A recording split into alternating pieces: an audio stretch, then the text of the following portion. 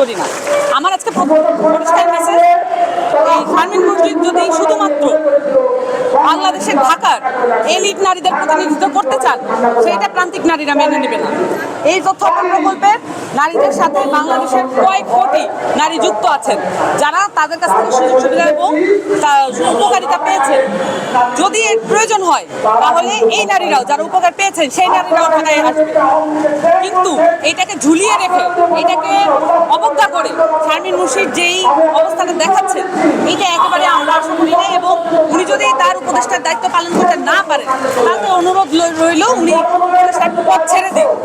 এখানে যিনি সকল ধরনের নারীদের প্রতিনিধিত্ব করতে পারেন, সকল ধরনের নারীদের কথা বলতে পারেন, তাকে এই উপদেষ্টার পদটা দেওয়া হোক।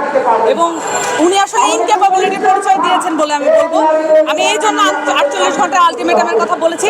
34 দিন is big enough to deal with something, এবং তারা ডিল করেন নাই। এটা যথেষ্ট হয়েছে এবং 48 ঘন্টার মধ্যে এটাকে সমাধান করতে হবে।